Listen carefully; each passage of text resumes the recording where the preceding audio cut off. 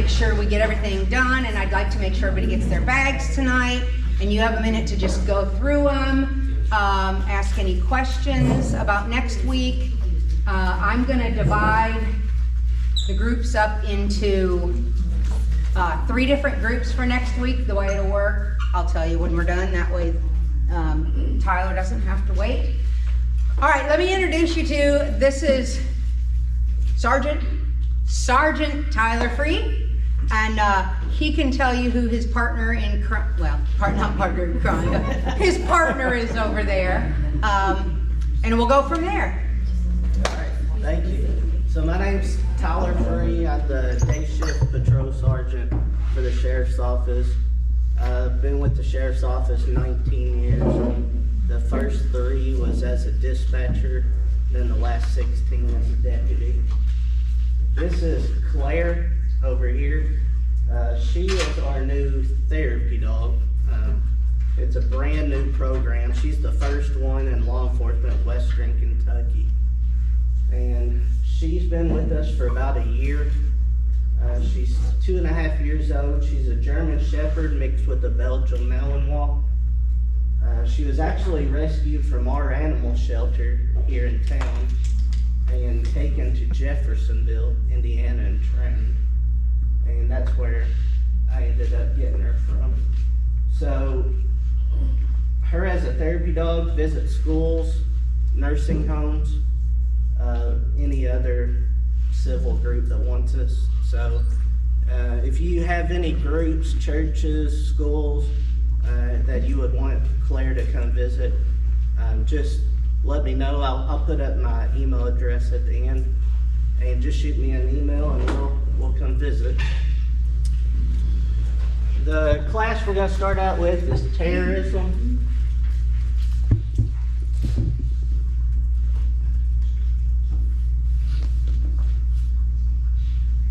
So normal bias is when you see something suspicious, but you just explain it away. The guy just walked past security, he must belong here. That loud bang was probably a truck backfire. The bag over by the fountain probably belongs to someone. So this data is about 3 years old, but the pink is the terrorist incident in the United States, and the blue is the deaths that resulted from it.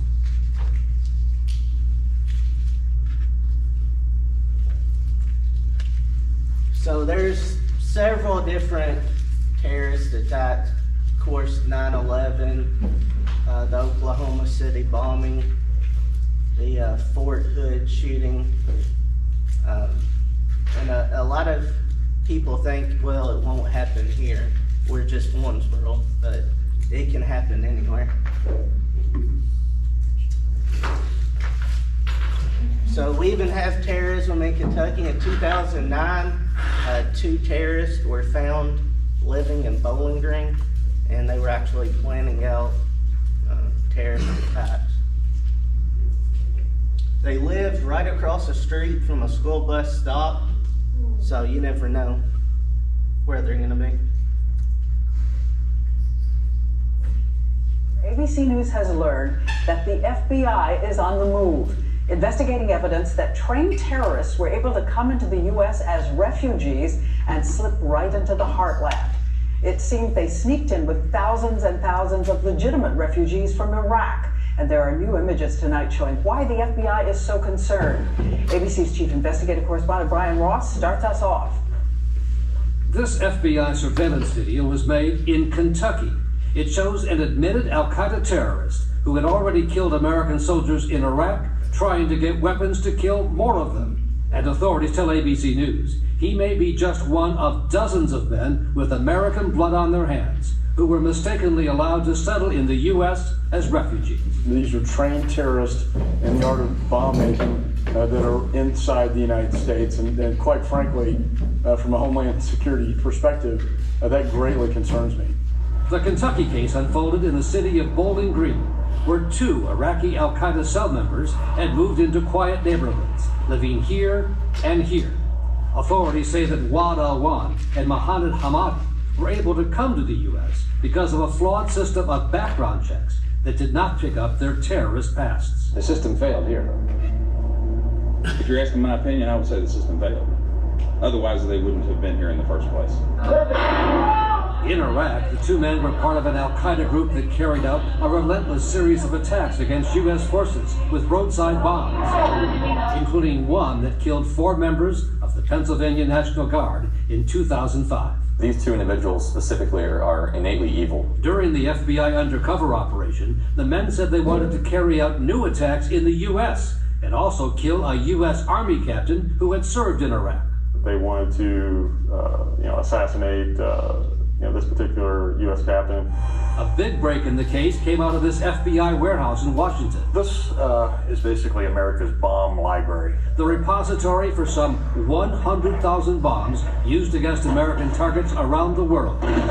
FBI technicians were able to find the fingerprints of one of the Kentucky men on a bomb that had been planted in Iraq in 2005. Yeah, you can see right here. And right there. Yep. What was that like when you made the match? It was like finding a needle in a haystack. And now there is an urgent effort here to go through a huge backlog of other bombs, looking for fingerprint matches with other refugees in the U.S. who also may have been able to hide their al-Qaeda ties. We are currently supporting dozens of current counterterrorism investigations like that.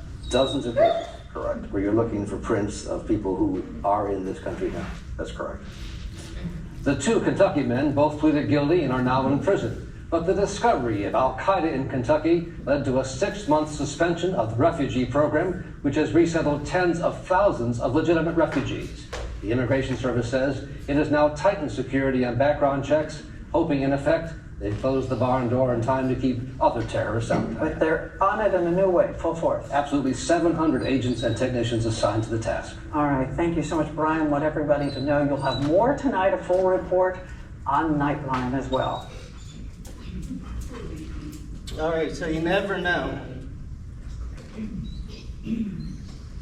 So there's no single definition of terrorism. One man's terrorist is another's freedom fighter. And Dakota Meyer, he earned the Medal of Honor. And he said that as he was killing someone overseas, it made him think the only reason they were in that place is because they were born on 2 different sides of the world.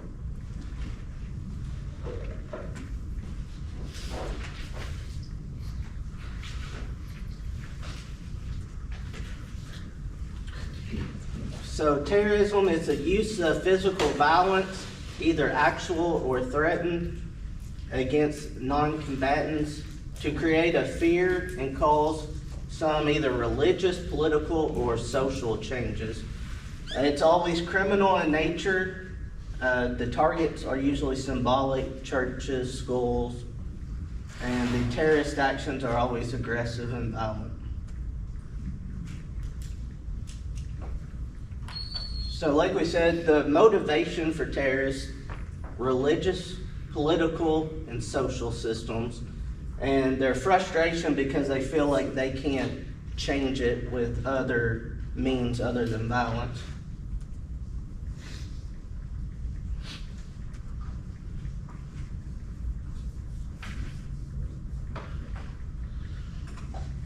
So religious, you have your Islamic extremists, political, the Red Army faction, and social, such as environmental groups.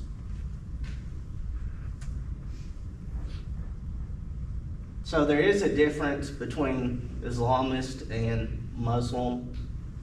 Muslims' religion, they do not endorse any type of violence, while the Islamists do. So there's 2 different classifications. There's domestic, which happens here in the United States, and then there's international. So there's different groups here in the United States. You have your white supremacists, black supremacists, militia groups, right-wing extremists, left-wing, pro-life, animal rights. There's all kinds. An example, of course, is the Oklahoma City bombing.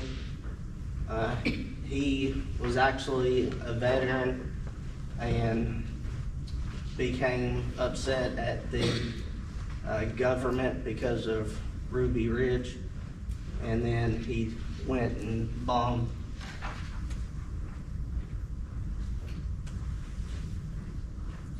So domestic, most of the time they're anti-government, anti-taxation, and they do a lot of survivalist training. So they may be prior military. A lot you will see will live way out in the woods by themselves in a cabin. So white supremacists, the oldest, of course, the Ku Klux Klan.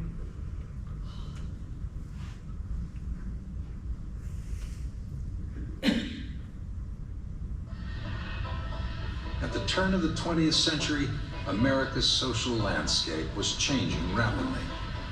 Urbanization, industrialization, and the massive influx of Jewish and Catholic immigrants from Europe.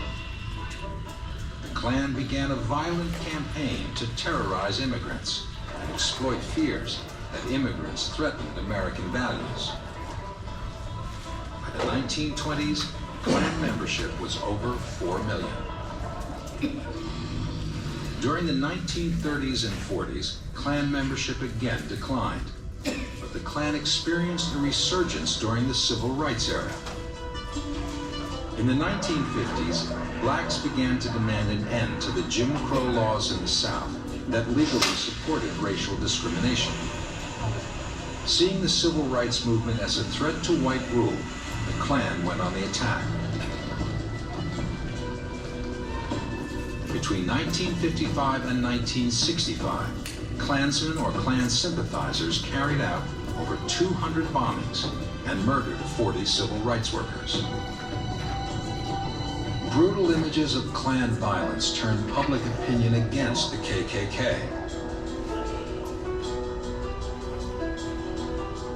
By the end of the 1960s, the FBI was successfully infiltrating the Klan, and its leaders were being prosecuted. It seemed the Klan had been defeated.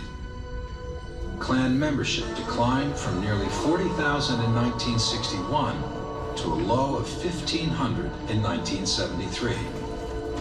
But over their long history, the Ku Klux Klan has always managed to rebuild. In the end, ladies and gentlemen, these homosexuals, race mixers, Jews, they will all be the fertilizer in the land.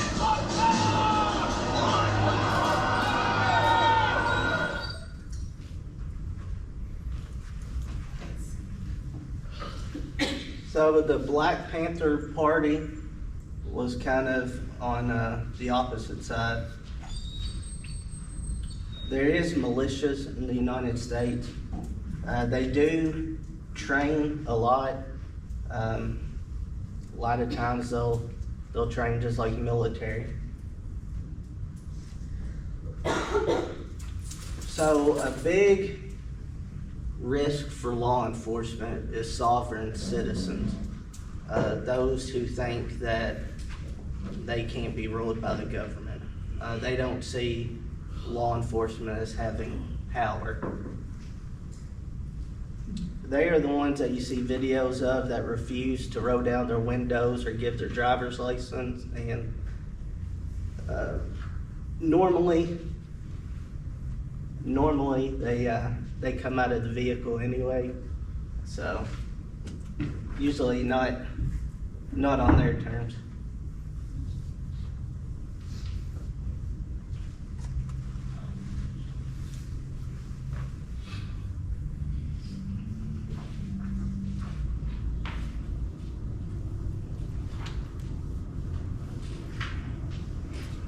May the 20th, 2010 started out like any other day. Two veterans of our West Memphis, Arkansas Police Department, Bill Evans and Brandon Powder, were patrolling the interstate as part of the department's drug interdiction team, something they love to do. They became involved in what seemed to be a routine traffic stop, though I've always warned my officers there is no such thing. But really, how much more routine can you get than pulling over a father and son in what looked like a church bus. My men didn't realize who or what they were dealing with. Neither officer made it home. And one of them was my son. I'm Bob Howard, Chief of the West Memphis Police Department. My officers, Bill and my son Brandon, didn't realize that there are people at war with this country that are not international terrorists. They are seemingly ordinary people, just like you and me, but they don't recognize the federal government's authority to impose laws or taxes on them. They're known as sovereign citizens. Their beliefs may sound so out there that they appear comical or crazy, but don't discount or ignore these people because they're willing to kill and be killed for these beliefs. We as law enforcement officers need to recognize this very real threat so we can protect ourselves. And maybe if Brandon and Bill had been able to recognize the warning signs of sovereign beliefs, they'd be alive today. 1139 Central. Identified tonight for special detail, Owensboro Christian Church.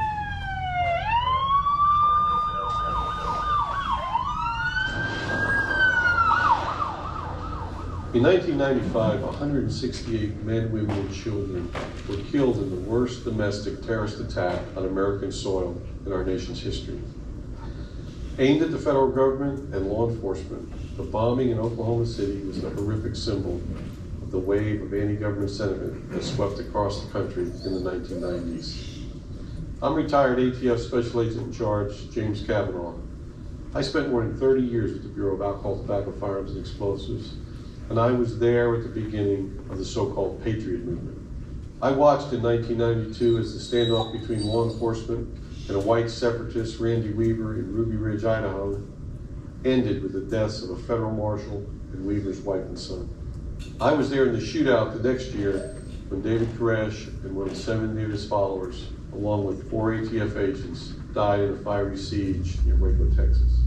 What we didn't understand at first was that these events were a catalyst for the growth of a radical anti-government movement, a catalyst for the birth of armed militias.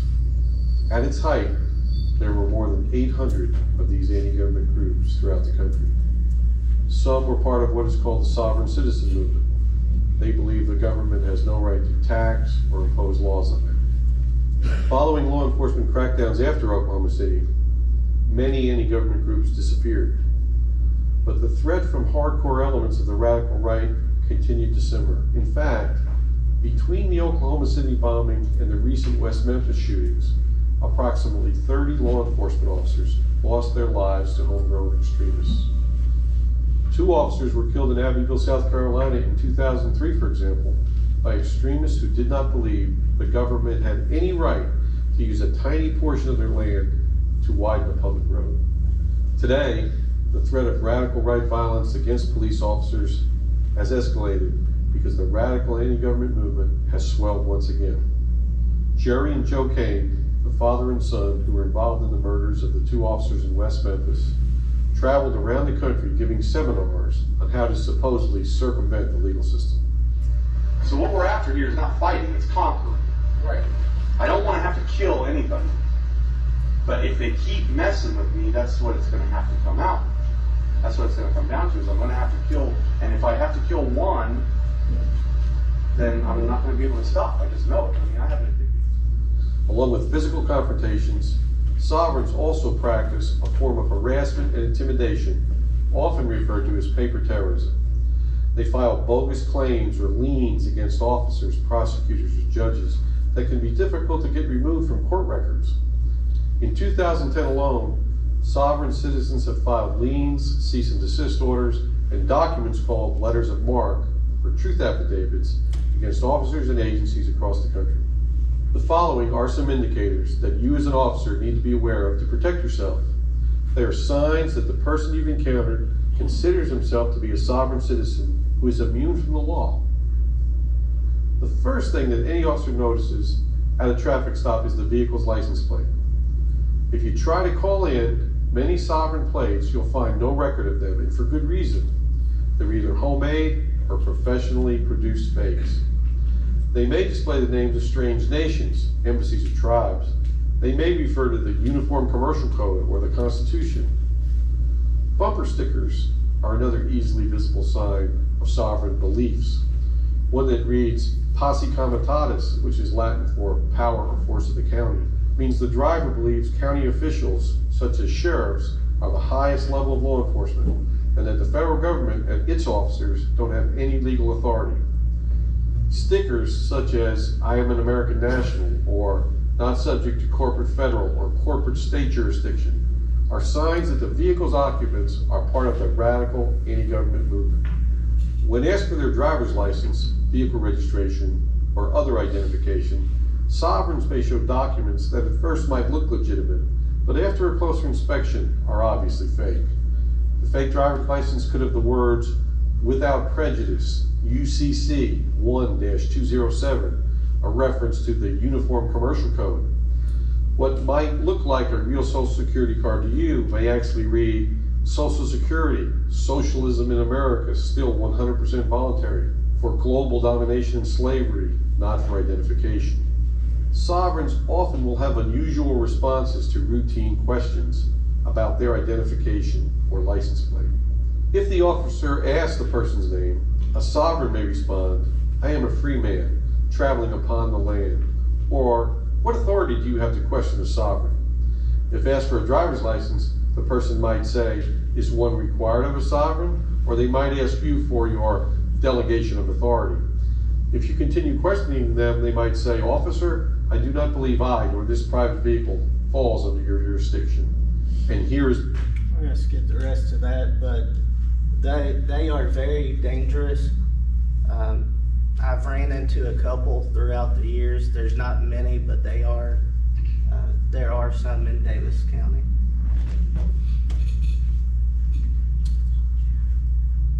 So the right-wing extremists, Ruby Ridge was a big one, and Waco was a big one.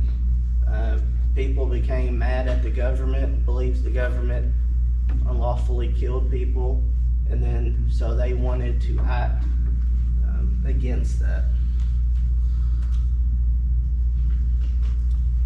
Just like there's right-wing, there is left-wing extremists and groups. Another one is pro-life. Throughout the years, there's been abortion clinics that have been bombed, and that's from this group here.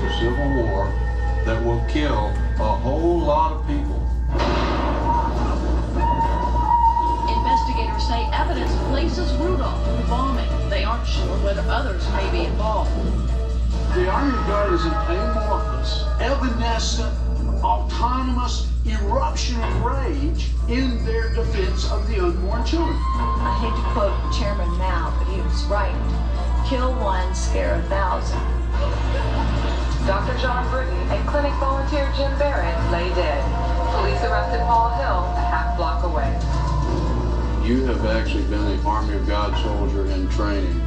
The next step is to arm ourselves in a militia, a real militia, that has the power to resist the federal government. A prominent local doctor who performed abortions was gunned down inside his home. It was the 5th such sniper attack in 4 years. Anybody who raises a weapon up against these people who are slaughtering these babies, before God and the entire world right now, I say, you are doing God's own work.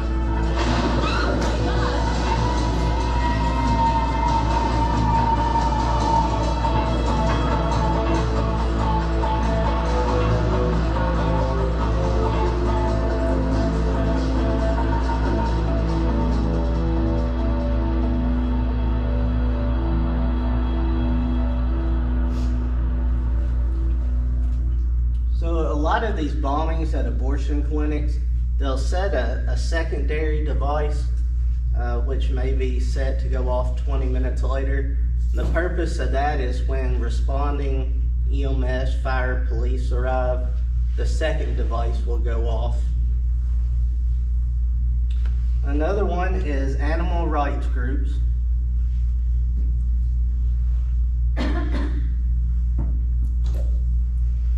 A big one is also the environmental extremists. A lot of times they'll be against forests being taken down. From 1996 to 2003, environmental groups caused $43 million in damage.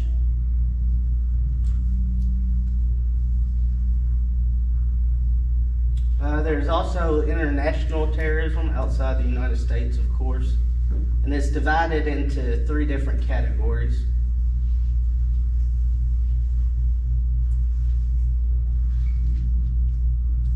The second one, Hamas is still a major one right now.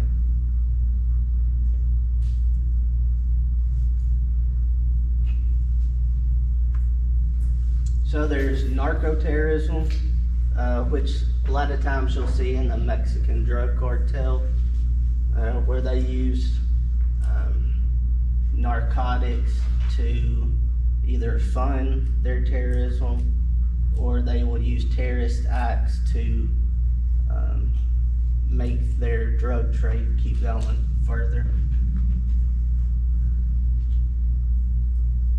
Pablo Escobar is an example. So terrorists can use many different things: arson, explosives, bombs, weapons of mass destruction, chemical agents, even technology. And I think technology is a big one today. As much as technology controls every single thing we do in life.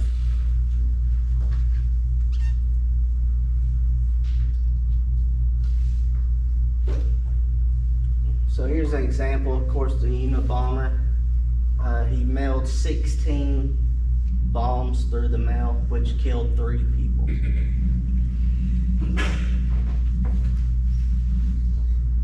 This is the gentleman that masterminded the bombing of the World Trade Center in '93.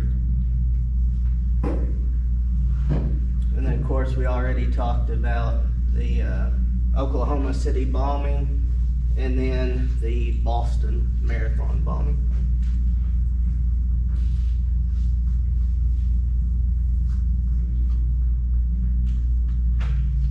A lot of the ones that do bombs will do suicide.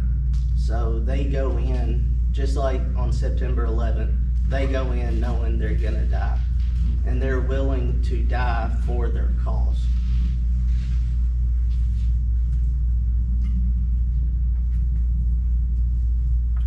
Anthrax is a big one. I know there's been anthrax scares through the mail where people have received letters.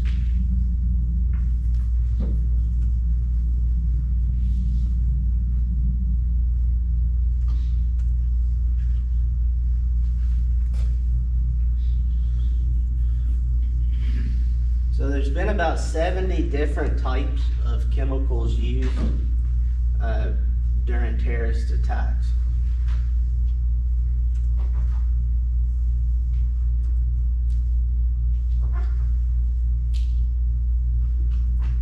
Like I said, technological terrorism, that's a huge one now.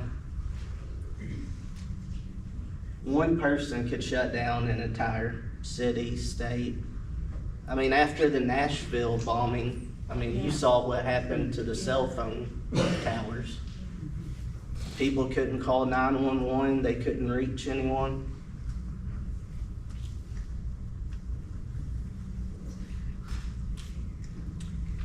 So September 11th changed a lot of things as far as national security and with local law enforcement. They do not use this anymore, but there was terrorist alert colors. And they also started more intelligence agencies. And we got a new policy out of it. So the Kentucky Office of Homeland Security, and there is also the Intelligence Fusion Center. I had a class taught by the Intelligence Fusion Center, and they showed us what they could do. They pulled up information of 2 Hells Angels that they were following that live in Owensboro, and they had addresses, prior history, all kind of information.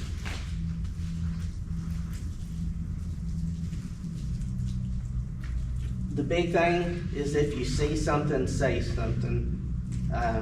You know, if deep down in your gut something doesn't feel right, it's probably not right. So trust your instinct. It's a lot better to call someone and it turn out to be nothing than ignore it and something bad happens.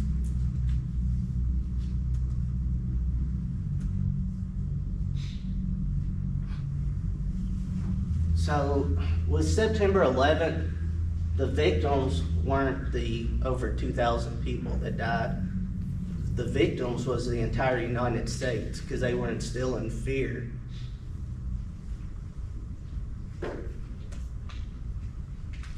So not just with terrorism, this could be with anything. Burglary suspects, DUI drivers. Try your best if you're able to get the license plate number off the vehicle. That is a huge one. Also colors, makes, models of vehicles. You won't know how many times someone will call in and say it's a white car. And you're like, what kind of white car? They're like, I don't know, it has 4 doors. So try to pay attention if you're calling something in. Big description, height, weight, tattoos is a big one. When we arrest people and they give us false names, we can identify them a lot of times by their tattoos. So maintain constant situational awareness. That doesn't mean have anxiety and be afraid every second of the day, but just while you're out and about, just be paying attention. Read people. Before the attack, they are usually doing something suspicious. But a lot of times people will either not notice it or just ignore it.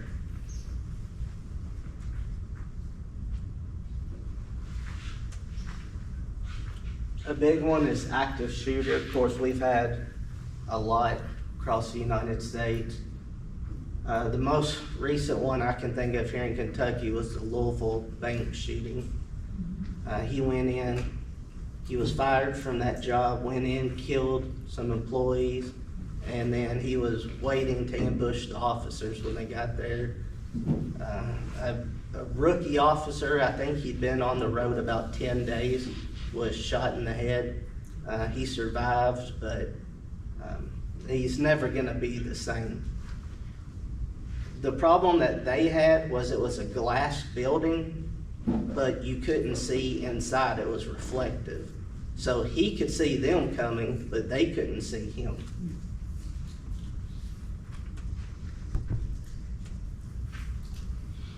So here's some examples. It doesn't have to be a big city. It can happen in a small town. One that I can think of, I can't think of what state it was in, but a gentleman went in with a gun to a small church way out in the country. It was an old church, only one door, so one way in, one way out, and he went in and shot and killed all kinds of people.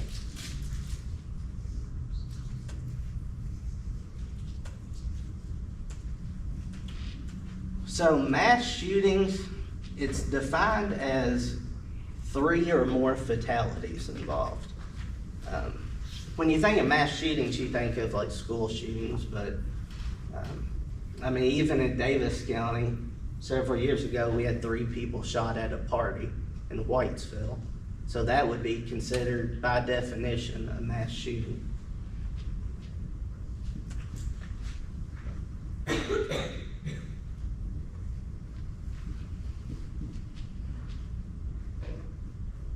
Active shooters, it's usually over within minutes. Either they run out of ammo, law enforcement confronts them, or someone inside the building, non-law enforcement, confronts them. A lot of times they will take their own life once law enforcement arrives. So from 2000 to 2018, businesses was the big one, followed by education, schools.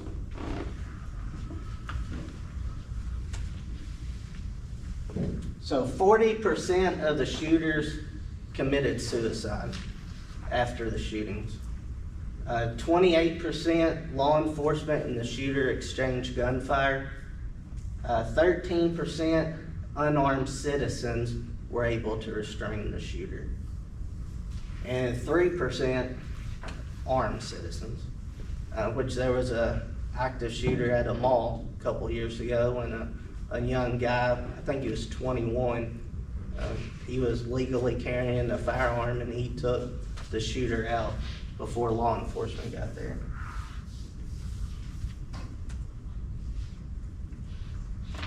So active shooters can be anywhere. Here's the major ones that they're at a lot of times.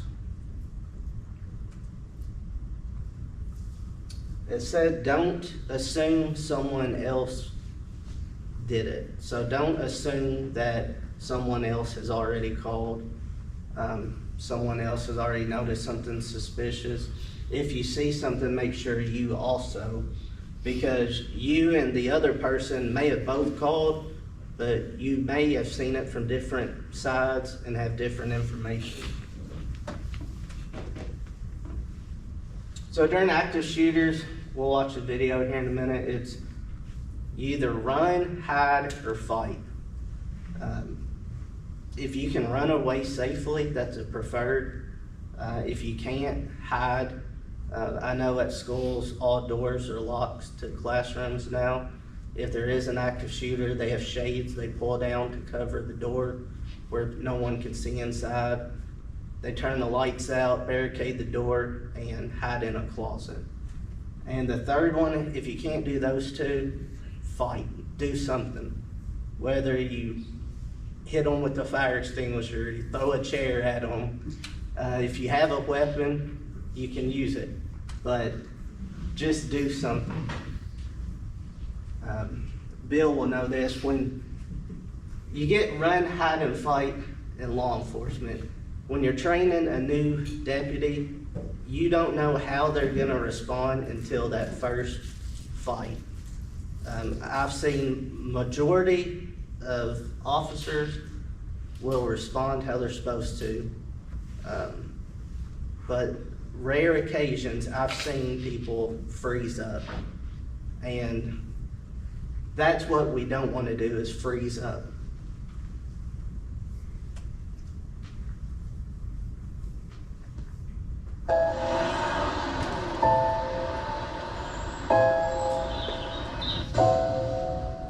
It may feel like just another day at the office, but occasionally, life feels more like an action movie than reality. The authorities are working hard to protect you and to protect our public spaces.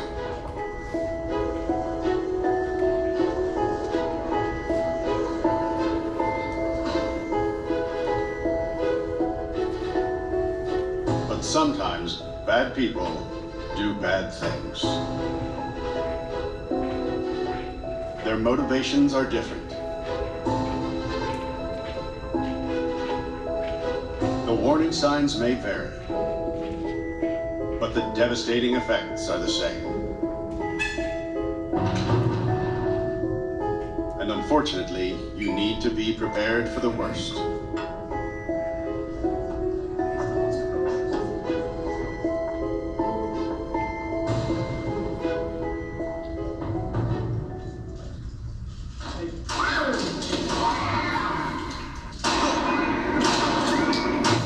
If you were ever to find yourself in the middle of an active shooter event, your survival may depend on whether or not you have a plan.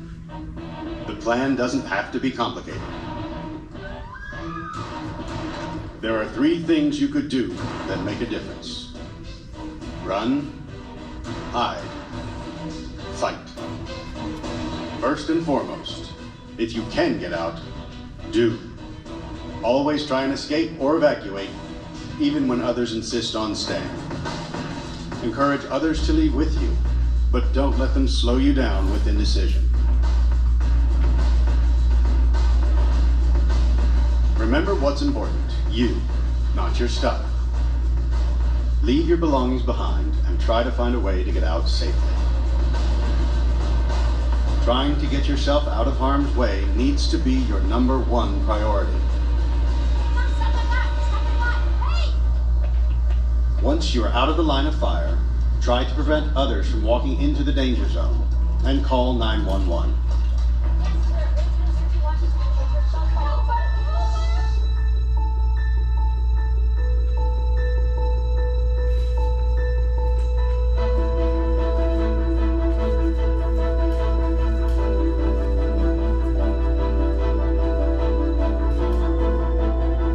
If you can't get out safely, you need to find a place to hide.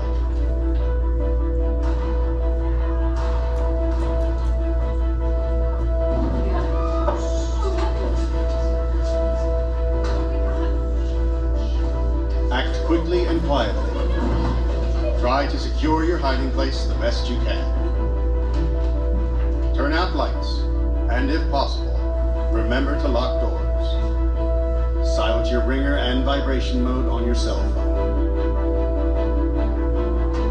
And if you can't find a safe room or closet, try to conceal yourself behind large objects that may protect you. Do your best to remain quiet and calm.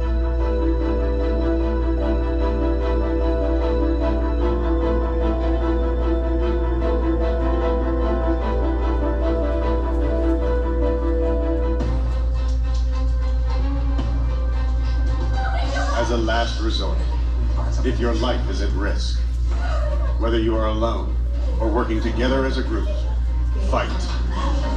Act with aggression. Improvise weapons. Disarm him. And commit to taking the shooter down, no matter what.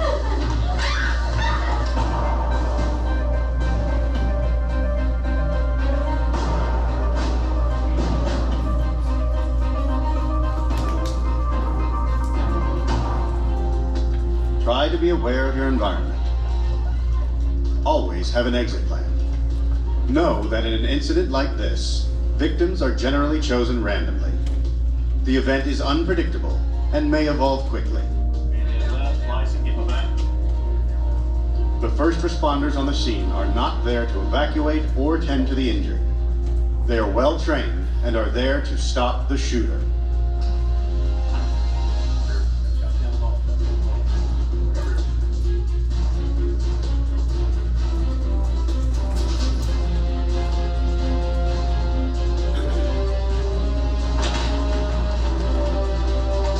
Your actions can make a difference for your safety and survival.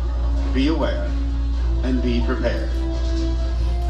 And if you find yourself facing an active shooter, there are 3 key things you need to remember to survive. Run, hide, fight.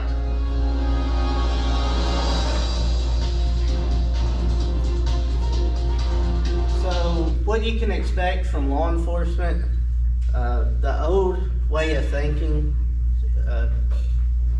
was during Columbine. The officers that arrived first waited outside, set up a perimeter, and waited for SWAT. That whole time they were waiting, people were getting killed inside. So how we train several times a year.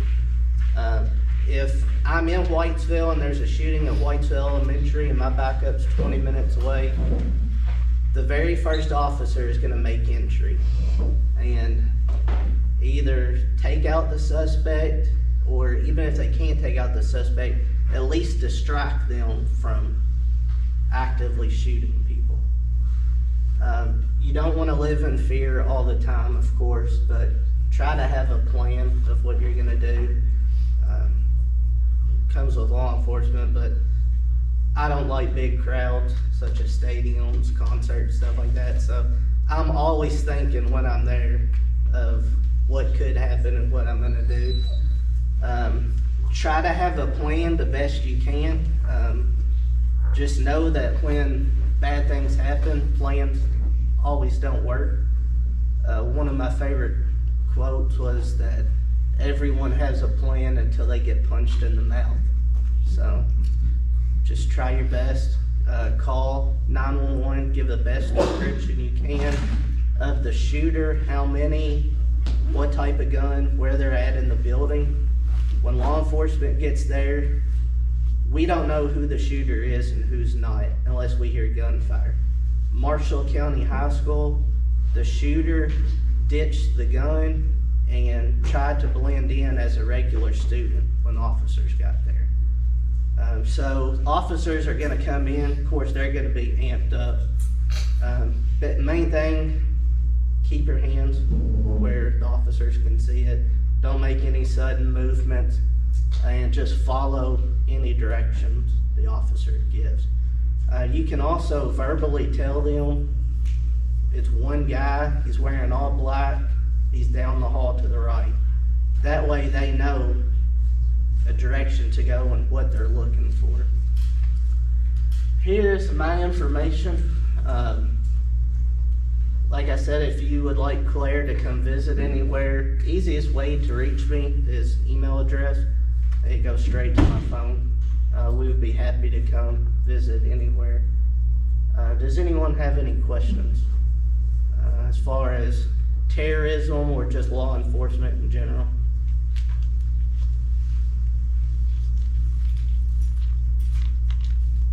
All right. Yes. How many terrorists do you think we have in Daviess County? I do not know.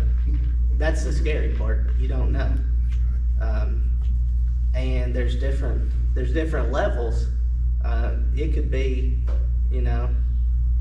an Oklahoma City bombing suspect, or it could be just someone who wants to shoot a couple people. So I'm sure the Intelligent Fusion Center knows of several in Kentucky, and they're keeping an eye on them. Just because you suspect someone, you have to have more than that, but they at least keep an eye on them. Anyone else have anything? All right. All right. Thank you, Sergeant Freed. Thanks, Claire.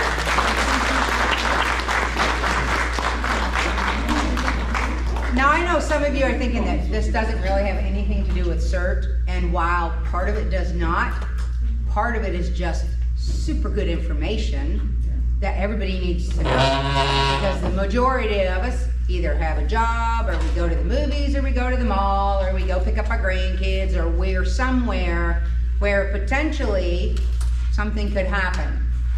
So it's important, if you've never had any kind of experience with run, hide, fight, there are, try to work. If your workplace doesn't have something like that to practice, being a former teacher, we practiced in school all the time, and you're a teacher now, and I'm sure you guys do too. And how sad that we have to train our kids, but unfortunately, that's the world we live in now. And when we do active shooter, we make sure we tell the kids, we call it double high fives. I don't know what other kids call it, what other schools call it, but we always called it double high fives. Kids are up in the air, and we practice. So it's just super good information. So if you have a business, church, school, and you want the sheriff's office to come, we tour places. We will tell you what your weak security spots are, what you may want to look at changing, and we can also teach staff what to do during the night shift shooter. So if you're interested in that, just call the sheriff's office. Okay. Would anyone like to see Claire before we leave? That's an official book, so I'm super excited about that. So I just finished reading a series by John Matheson. If you are readers, it's about EMPs. And it's a terrorist thing, and they're real. What it would do, it would be launched into the air and blow up in the air and take out all kinds of electronic anything. Electricity, computers, phones, vehicles, I mean, anything that has any kind of a brain or any kind of a computer or any, cars have brains, which I didn't know, but that's what they're called apparently. Anyway, take out all that.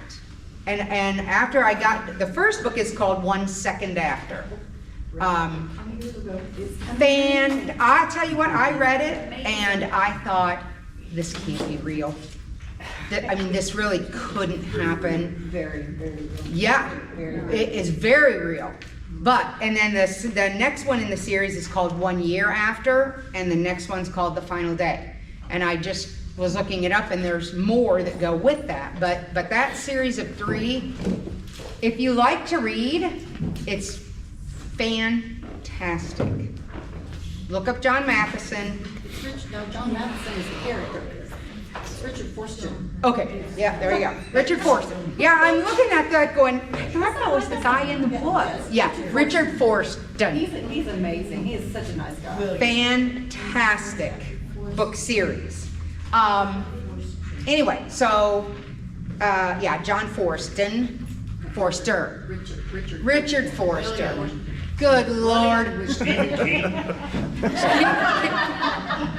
I read the books about 10, 15 years ago. Yeah, it's fantastic. If you just look up 1 Second After, it's going to give you, fantastic if you like to read. I mean, it just held my attention. My husband, like at midnight, going, go to bed.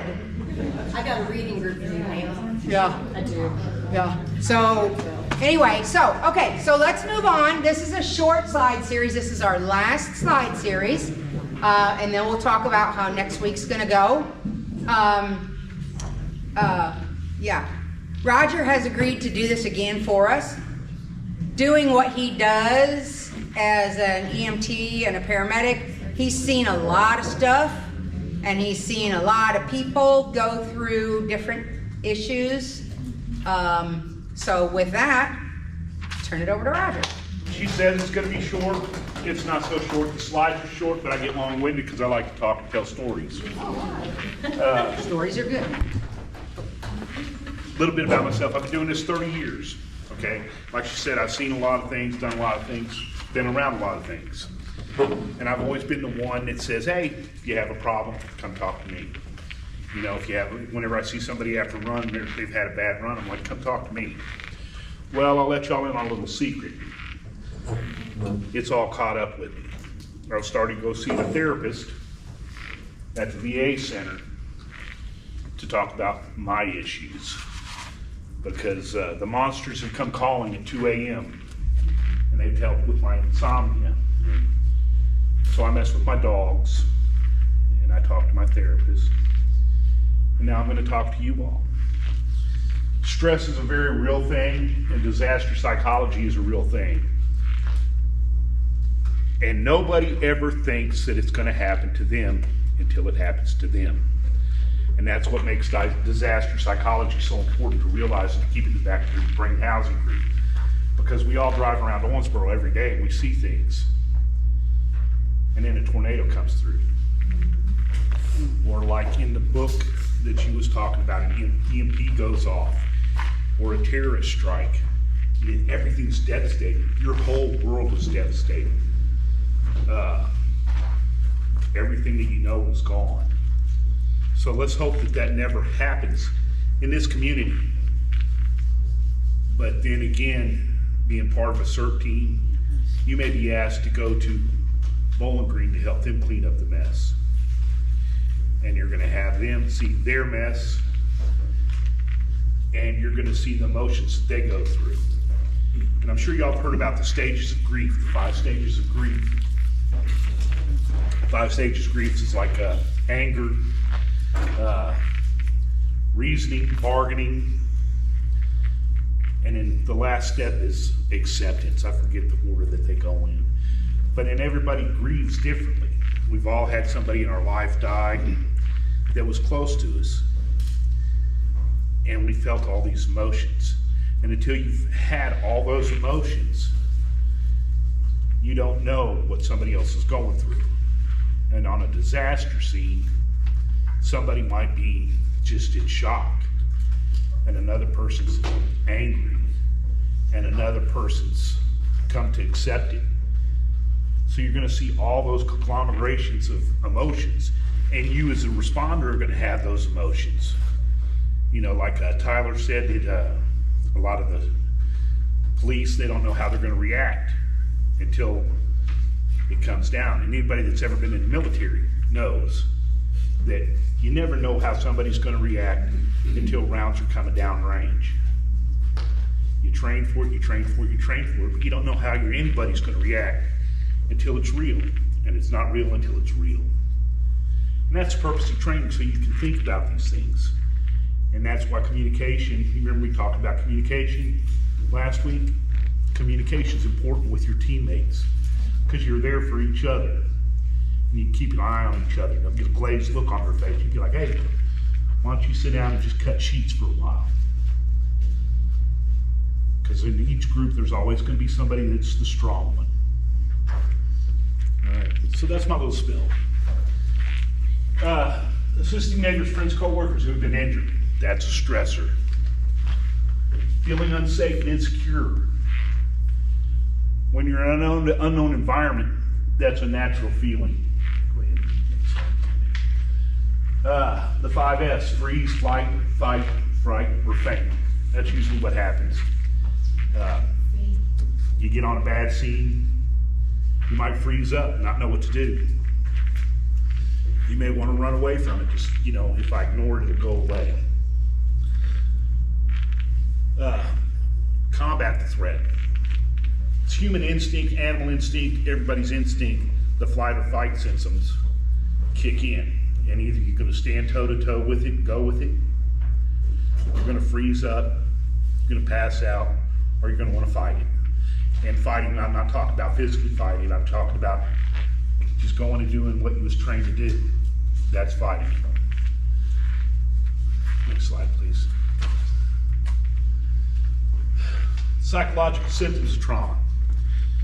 Working in the healthcare field, and there's a thing called cumulative stress disorder. And cumulative stress disorder is you're fine, and you see hundreds of thousands of patients.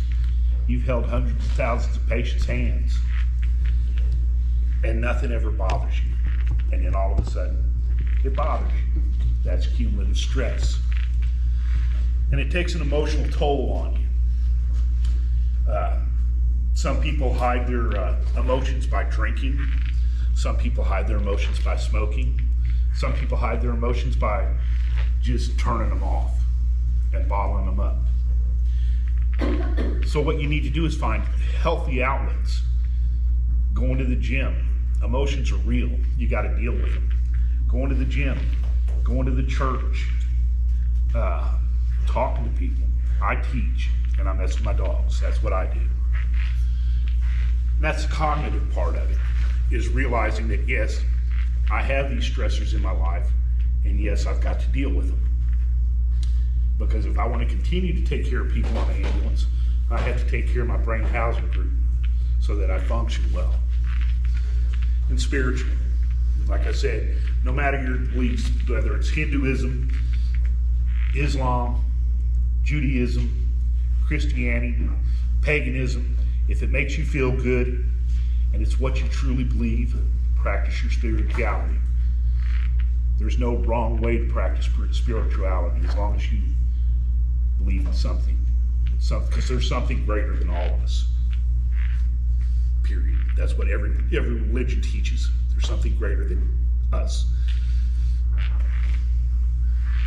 Symptoms of trauma: loss of appetite. I missed that one.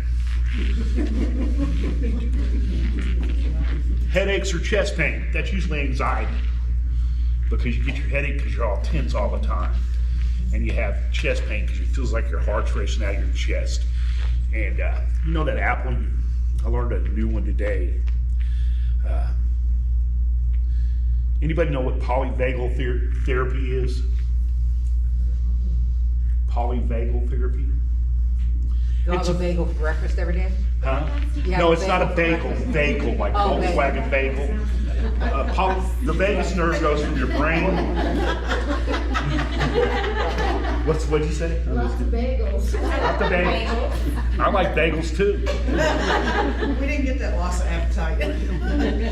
The vagus nerve goes from your brain to your heart, to your stomach, to your tail end. And the vagus nerve is like the chakras. You know, for those of you that practice meditation, oh, head popped up. She's heard the word chakra before. The chakras in your body. And have you ever been tense and it felt like your throat was just clamped shut? It's because of the vagus nerve. And if you learn how to control your vagus nerve, it can help you relax and help you relax your whole body. So meditation is real also, it seems. Hyperactivity. I missed that one too because I'm a sloth. Increase in drug consumption. Nicotine's my drug of choice, second to Patron. Nightmares. Insomnia's got that one, Wims. I don't have nightmares. Go sleep for that to happen. You gotta, yeah. I got the insomnia down pat. Me and my dogs are up at 2 o'clock in the morning if I'm not doing obedience with them and talking to them, you know, drinking my coffee. You know, Loki's gotten tired of it because the 2 a.m. training sessions. Man, leave me alone, too. Fatigue, constantly tired. My doctor said the CPAP would fix me being tired. You lied on that one, because I stay tired. Excellent. Well-being, actions taken before, during, and after an incident help manage emotional impact. Talking about what you see. Talking about what you may see at a scene. And then afterwards, there's always a debriefing. After every major incident that a team is called out, even on disaster drills, when we have mock disaster drills at the airport, which we have to do yearly as professional paramedics and EMTs and firefighters and stuff, we have to do those. So on drills, even after drills, we do a debriefing. The command staff gets together and they do a debriefing, what went wrong, what went right, what we could do better next time. Then as a group, the team gets together and they're like, Roger, your group was really lacking on the ambulance. Well, you know, we had 2 flat tires on the trucks. You know, we was moving a little slow trying to get that lined out. Next time, make sure you have good tires on the trucks. Okay? That's the kind of things that you go over in a debriefing.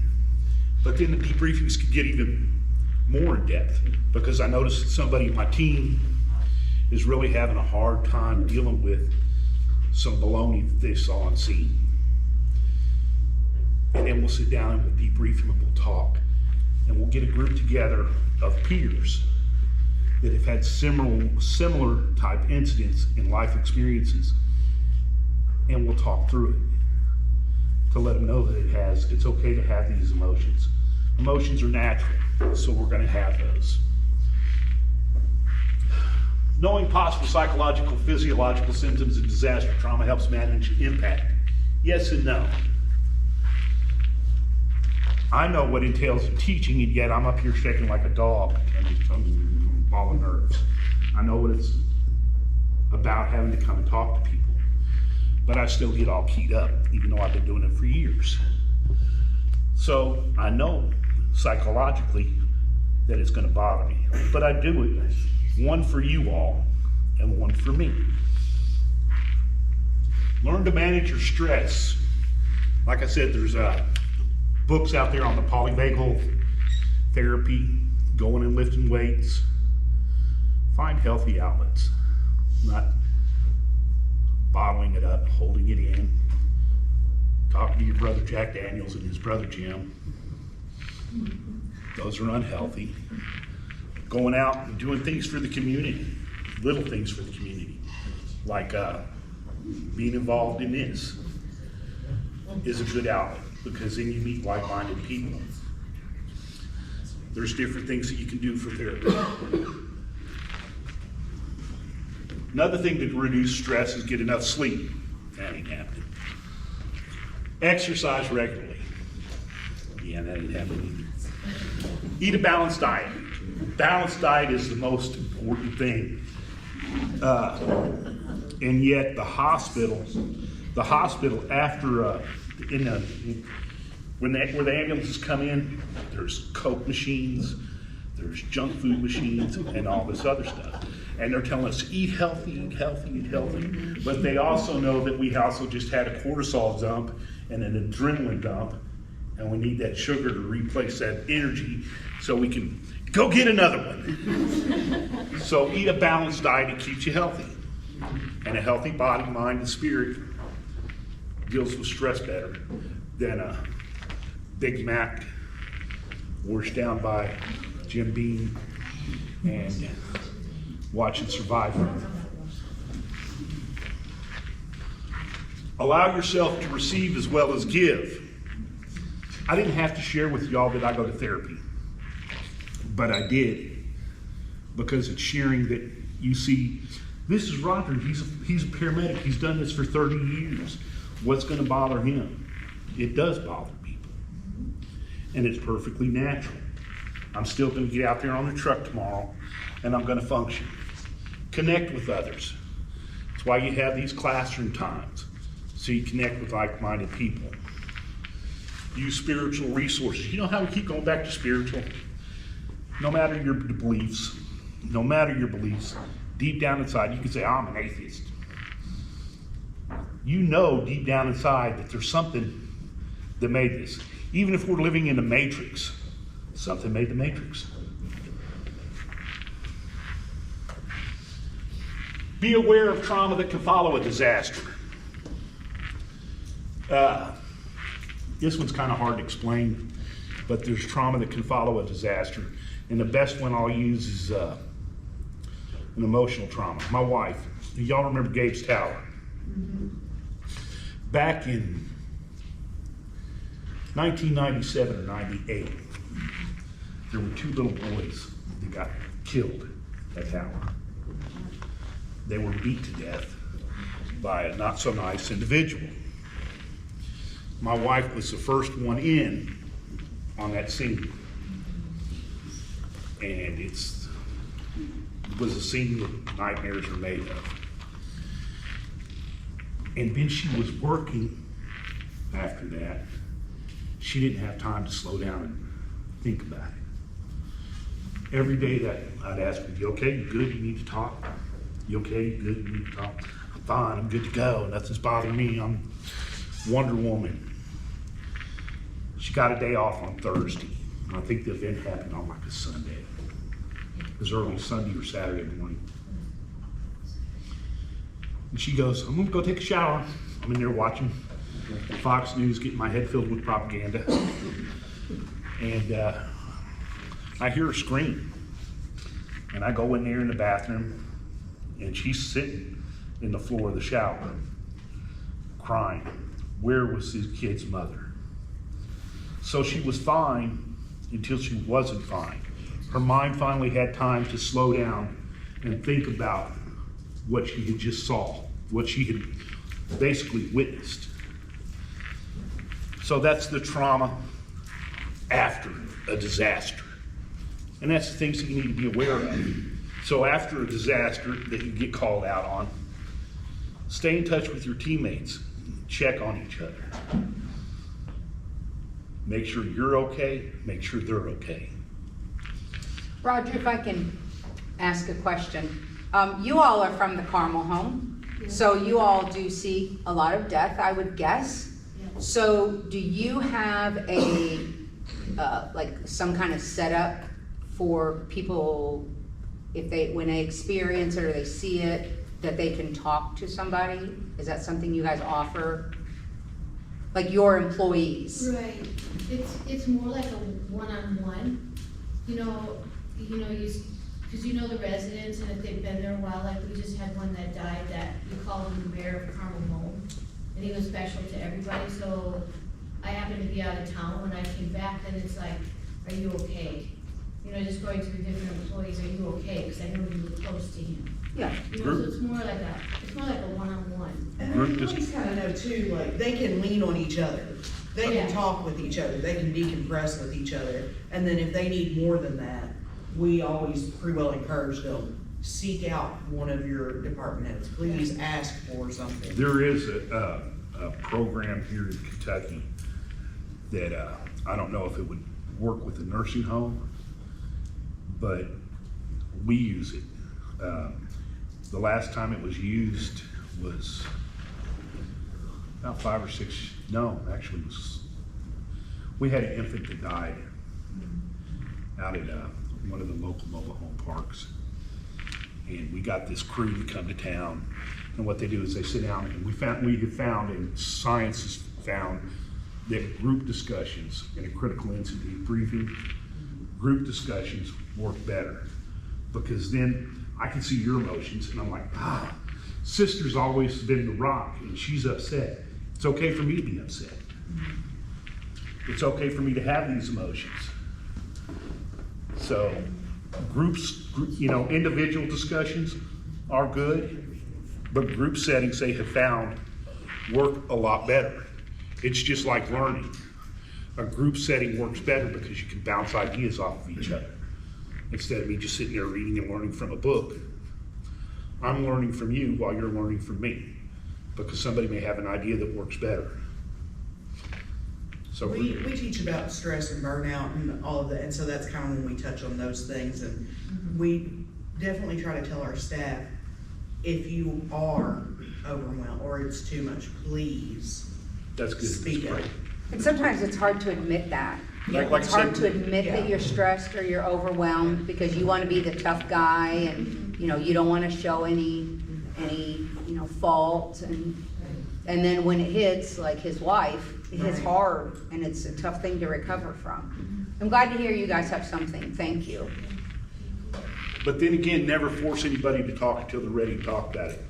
Vietnam veterans, for years, they were labeled the bad guy. For years, baby killer, all this other crap that was told to them whenever they got home. And there's so many veterans just now coming forward that are talking about the trauma that they endured. And they're just now getting the mental health. Mental health system in this nation's broken. It got broke in the 70s. And I'll throw the stone and say Geraldo Rivera done it. Where the place that he turned in, was it the best place for mentally ill people? No. But they were getting something. And now there's nothing. There's nothing. Half the homeless problem I'm going to blame on mental health. The homelessness in the veteran community is because of mental health. I picked up a kid the other day, took him to the hospital, and he was diagnosed schizophrenic, and he needed help, but the revolving door sent him right on his way. So the mental health system is broken. Just because they're crazy doesn't mean they need to be neglected. Look at me. I've neglected me. So don't force yourself to talk until you're ready, and don't force someone else to talk till they're ready, because they're not going to do it. Self-care toolbox. Well, let's get good. We'll skip that one. Okay. Have to brief CERT personnel beforehand. That's going to be the EMA's job. They're going to be like, okay, whenever they activate y'all or call y'all up, EMA is going to be like, look, this is what we got. This is what we're expecting to see, and they're gonna give you as much information as they can. And that's what dispatch does with us. Whenever they dispatch us on a run, they give us as much information as the caller can give them about what we're going into. One, so I know what toys to take. And two, so I can start running down in my brain housing group what drugs I may need to give, what drugs I may not need to give, get a plan of action going, and it helps us prepare. So the same thing is true with you all. You know, if you know, okay, we're going into a tornado zone, we can expect down power lines, we can down trees, houses demolished. And it gives you a mindset of what you're going into to help mentally prepare yourself. You're a team. Whenever you do this drill that you do next week, is it next week? Next week, you're gonna be functioning as small teams. And if any of y'all have ever been in the military, you know what a fire team is. It's basically what you're going in as, is a small group of about 5 or 6 people. And you're gonna be working together. You're gonna find out how, I'm not gonna say it's this drill that we're gonna do next week is set to teach you to, it's not set up to make you fail. But it is hard and it is difficult, and it's to show you where your weakness is at. And every time, I've been doing disaster drills for 30 years, and every time, the biggest thing is lack of communication. Talking is, and whenever you get, and it goes down to the small groups, 5 or 6 men. Lack of communication is what it always boils down to. Rest and regroup. Like I said, if you see somebody getting that glazed look on their face, like they just can't take it anymore, have them cut sheets, because we need bandages. Have them get water. Keep an eye on each other. Take breaks away from the incident site. If it's a big one like a tornado come through town, there's going to be areas set up where away from the triage station, away from the morgue, and away from the noise, where there's like donuts, water, coffee, no shots of Patron, no cigarettes, none of the fun stuff, but it's going to be the junk food, because it's not, there's also going to be healthy food there, because they're going to keep in mind, oh, you got to eat healthy. So there's going to be bananas, apples, and oranges laying around, but the donuts will be gone. Establish a culture of acceptance. It's okay not to be normal. If you take anything from the 2024 wokeness that's going on, it's okay to be normal, abnormal. It's okay. It's perfectly okay. Being weird is fun. It is. It's a blast. I'm the weirdest person I know. Eat properly and stay hydrated. Last week I told you when you're above the age of 22, any caffeinated drink, you need 2 bottles of water to replace that caffeine flushing out. Hydration. The biggest injury on hikers, and I learned this in a class about a month ago, the biggest injury is lack of hydration, because people go out on hikes out in the woods and they're not properly hydrated. Water is very important. It sustains life. Be aware of changes in your teammates. Keep an eye on one another. You're each other's crutch. You're only as strong as your weakest link. You can only move as fast as the slowest person.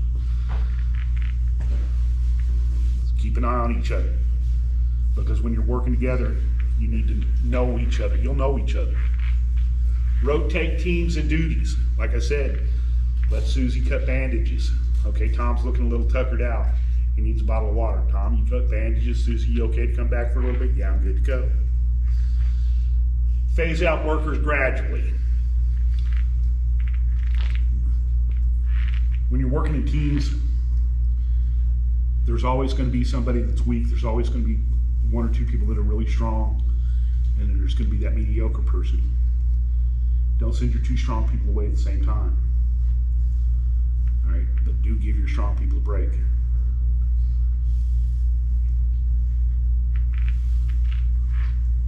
And there's nothing wrong with being a weak person. There's absolutely, because that weak person they may be physically weak, but they may have the mind of Gandhi, and just at inner peace with themselves and everything else. Diffuse after the shift. Talk about things. Start out talking about what you could have done better. Things that you saw. Things that you learned. Things that you saw. Things that bothered you. Because then you find out that I wasn't the only one that got bothered by what I saw. It was Steve too. Steve got bothered by it too. And then you get what's called a trauma bond. Trauma bond is something you see in the military because everybody has seen shared trauma. That's why military people are so tight. It's because they have a shared trauma bond. If I could add a couple things to that, the stay hydrated part. We, on search and rescue, we always carry lots of water. So I challenge you when you go home tonight or this week sometime before next week, throw a couple of bottles of water in your pack.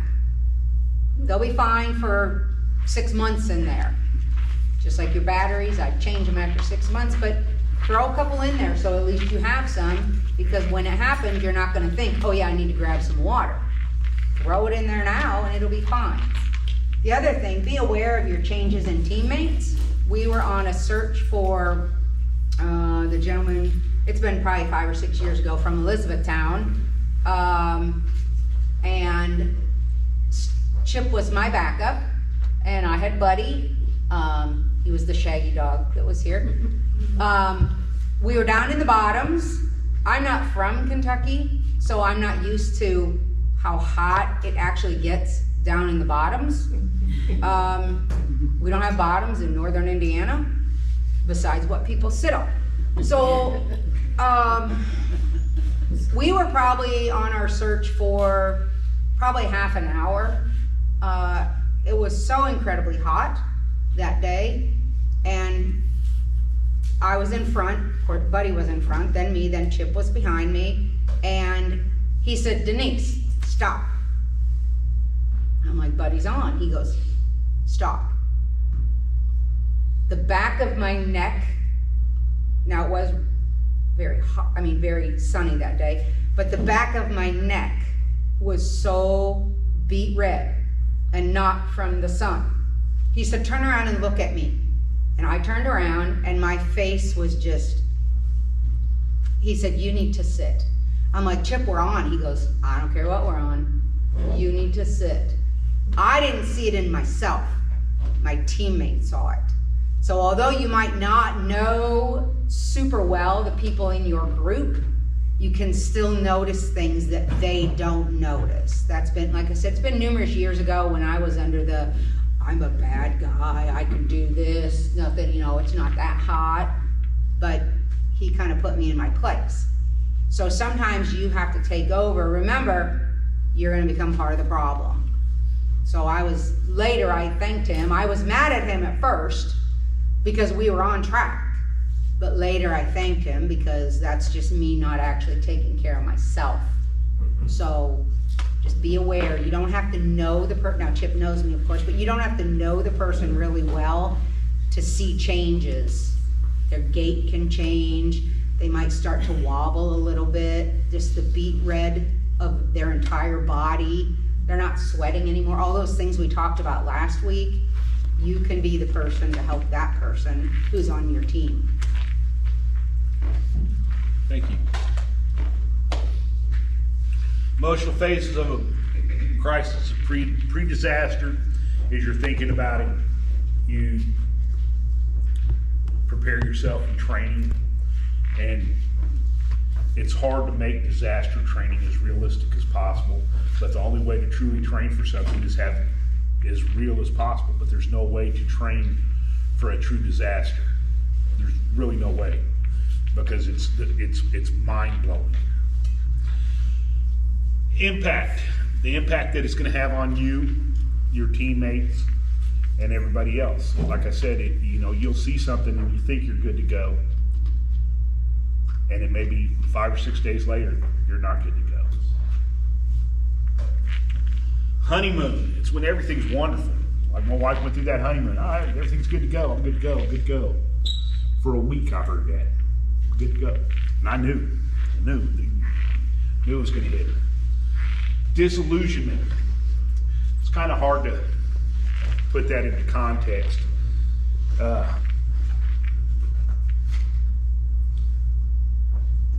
When you thinking you're fine, that's the only thing I can, because you're disillusioned with it. It wasn't that bad. It wasn't that bad. Reconstruction. Reconstruction is where you're playing it over in your head again, and that's part of the debriefing.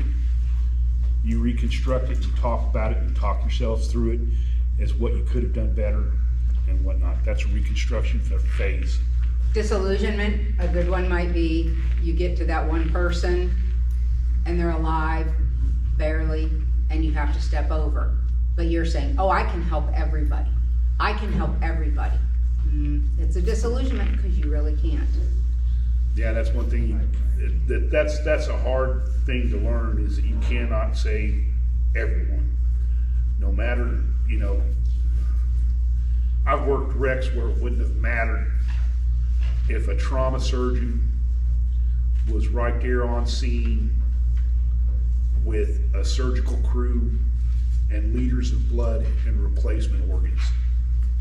The body was just mangled so badly that there was nothing that could be done. And yet,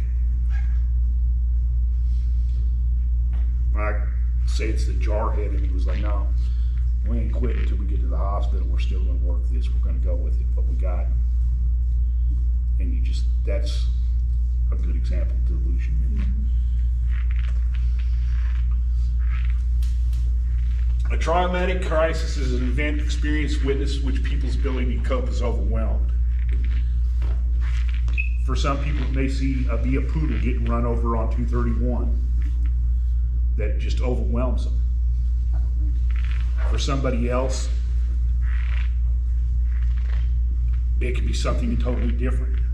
We all have different thresholds. And that's what I was talking about on your teams. There's usually two strong ones, mediocre, and the weak one. The weak one might have, that you think is weak, have the mind of Gandhi, and they can hold together under the most god-awful situation you can imagine. And they'll surprise you. Everybody on your team. You can pick your team of who you wanting, and I still guarantee you, on a mass casualty scene, you're gonna be surprised by everybody's different reactions.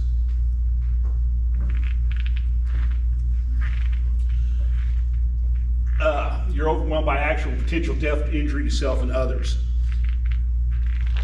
In a disaster event, the way you find people laying and the way you see bodies,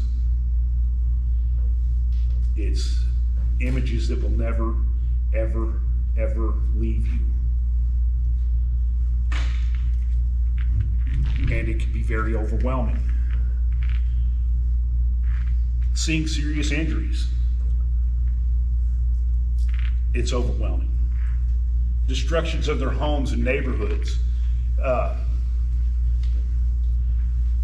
Outside of a disaster of a tornado, you can see people just standing around looking at their houses, you've seen them on news, just stand there with a blank stare and look on their face, and then there's somebody crying. That's what I'm talking about. They're seeing destruction of your home and everything, and they're worried about things like grandma's hand-knitted blankets in there. What am I going to do without that? When in reality, they're thinking about photographs that can't be replaced, memories in the home that can't be replaced, the dog that hasn't turned up yet, or the baby crib that's missing. But all they're talking about is grandma's hand-sewn blanket. Loss of contact with family or close friends. Usually Red Cross, is it Red Cross that sets that up? Red Cross sets up, they literally, who remembers phone books? Wow. All right, they literally go by the Census Bureau and the 911 dispatch, and they gather everybody that was in that neighborhood where the block was destroyed by the tornado, everybody that lived there, and then they start looking for contacts, people calling, and they're like, okay, yeah, we've got such and such that lived at 1313 Mockingbird Lane, and all the Munsters are fine. And that's what they do. But you have people calling there looking for them. Traumatic stress may impact your cognitive thinking. I'm stressed right now, so I'm not thinking clear. That's why I'm grasping the words. She gave a good example of herself. She didn't realize she was about to probably collapse from heat exhaustion because her cognitive function had already gone down. Most of us are fat and out of shape. Our physical shape. When's the last time anybody put on a 25-pound pack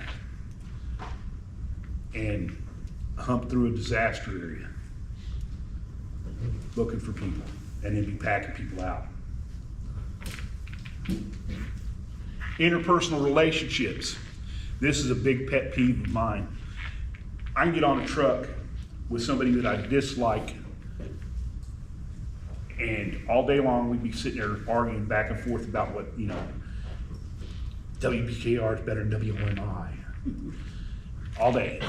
But when we get in front of a patient or somebody that we're taking care of, they swear it's my best friend. After it's over, I told you WPKR is better. We're back at it. Interpersonal relationships between people become stressed, and then there's a trauma bond. But you will be with people that you probably don't like. That's okay. Just be professional while you're doing the job. Prior experience with similar events. That's really the only tried and true way of finding how you're going to function under a disaster is being through a disaster. I've never been through an actual disaster. I've been through some clusters. Spent 8 years in the Marine Corps. That was one 8-year cluster. Been part of disaster drills that were clusters. I've been on NVAs with 5 or 6 patients. I know how I'm going to react to that. And I know how I'm going to react to other situations. So you don't know how you're going to deal with it until you deal with it. Intensity or disruption.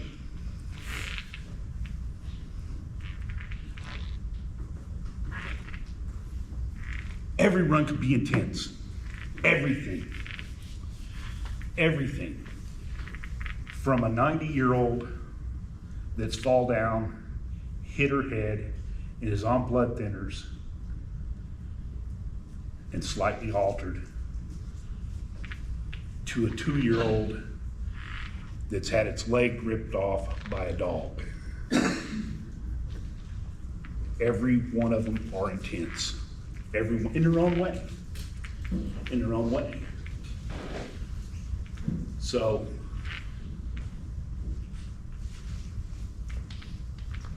things that add stress, as I was talking about cumulative stress, is you see all these things and then you fall off the cliff. You learn to tolerate more if your disruption period between these events are greater. Emotional strength of the individual. You will be surprised at how people will react. Anybody that's been in a firefight knows that it's always the quiet kid, the weird kid from Oklahoma that grew up on a farm that will shock you and do the most ungodly, heroic stuff. And the football player that was quarterback for his high school all-star team is the one sitting in the corner crying. And that's okay. That's okay. The length of time since event. As time goes on, time heals all wounds. No, it doesn't really. It suppresses it. Assess survivors for injury or shock. Like I said, you always see them on the news asking where grandma's hand-sewn blanket is. She's in shock because she's actually thinking about something else. Get injured people to help. That's going to be hard to pry somebody away from their home. But you got to get them away, and you got to get them where they can decompress and they can process what's going on, and they can get the help that they need. Help survivors connect with natural support systems. The Red Cross is going to be on hand helping you do that. There's going to be priests on scene. There's going to be every clergy that you can think of. They're helping these people. There's going to be psychiatrists on scene talking to these people. Point them in the right direction. In our trucks, we have a list. You know those QR scan codes that put your phone on and you send you to a website?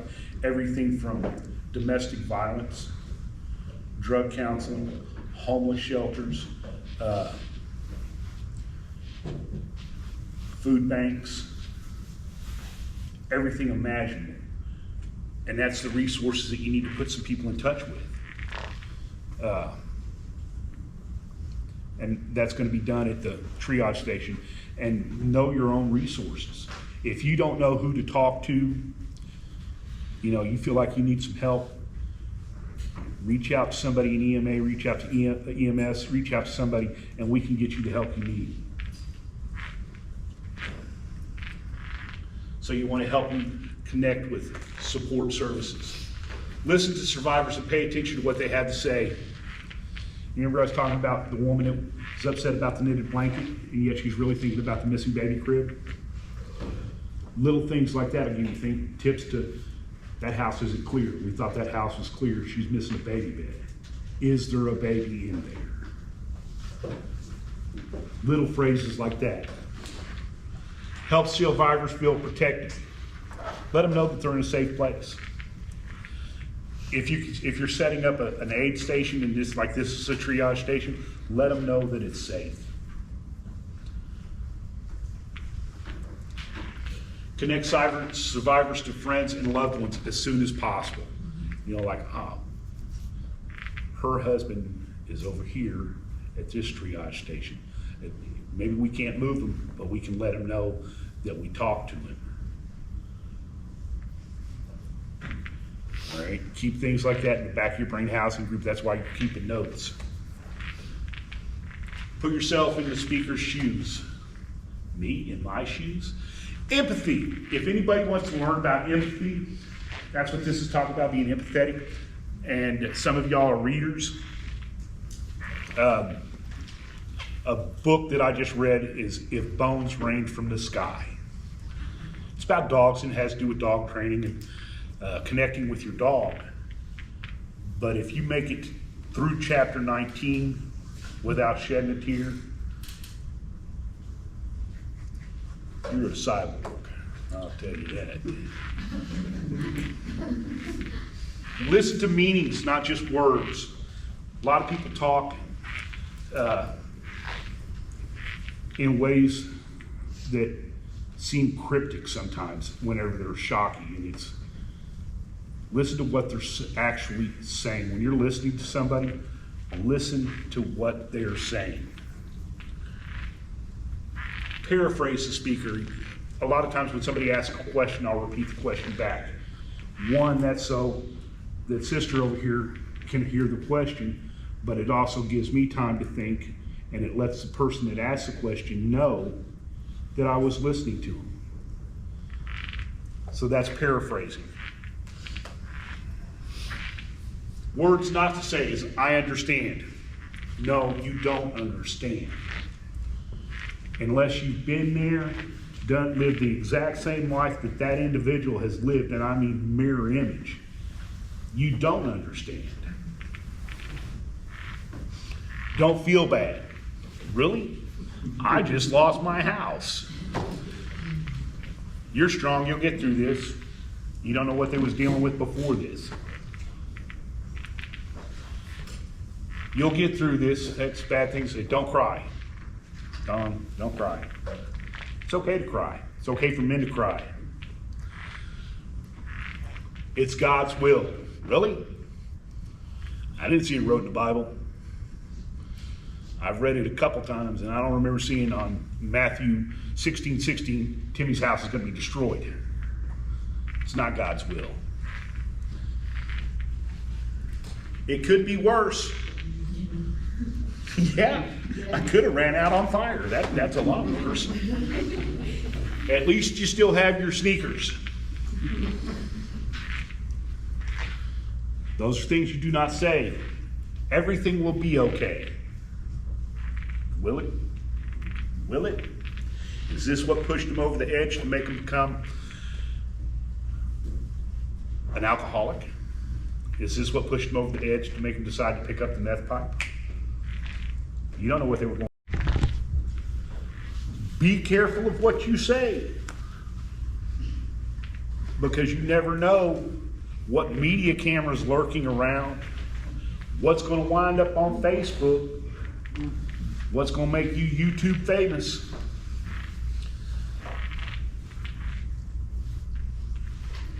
Be careful what you say and do around the dead.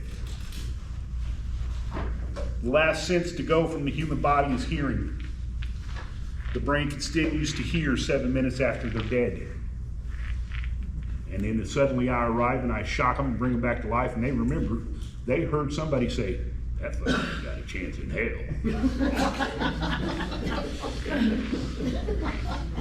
All local law protocols. There's going to be law enforcement on scene and professionals there to tell you where to store the bodies and whatnot. Do not talk with local media.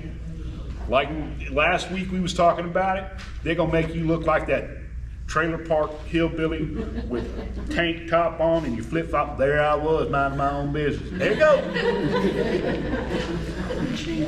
Every time. I don't care, you could be a debate speaker or whatnot. You know, Barack Obama, they can make him look stupid. They can make anybody look stupid. They'll do it. Something I'll add. You cannot control what other people do. What other people say, the way other people act. That's why this class, I hope, teaches people how to behave and how not to behave. But if you have asked somebody to help you and they haven't had this class, or maybe they just don't think before they speak, make sure you give them something to do. Maybe put them on your greens. Fetching water. Yeah, when the airplane went down many years ago with Dr. somebody on it, I just can't think of his name. I'm sure you all know because you're from here. Who? Dalzell? Yes. After it was all said and done, after he was found, we were down at Friday after 5, and there were numerous pilots up there in their personal planes looking as well. Of course, we were on the ground, but they were in the air. And this gentleman, I'm using the term loosely, this person, was walking around and he was showing pictures that he had taken from his plane of the accident. I was disgusted, and when he came over, of course, he's like, "Were you guys there? You guys were there, I think." And then he whipped it out, and I just said, "We don't want to see those. You shouldn't be showing those around." So you can't, and it just, I'm a very tender-hearted person, and it really broke my heart that he would do that. But you can't control what other people do. So if you question the person, if you have your own questions in your mind that maybe this isn't the best person to put with this particular group of people, send them for water. Yep. There's always something everyone can do, but try to pick something that maybe wouldn't deal where all those, it'll be okay, you'll be fine, maybe their relative died in this and they're telling them they'll be fine. They don't know. So give them something to do that is not, that is, what's the word I want? I don't wanna say menial, because everything's important, but maybe not working with people. And if you see a phone out, you might remind them that this isn't the place.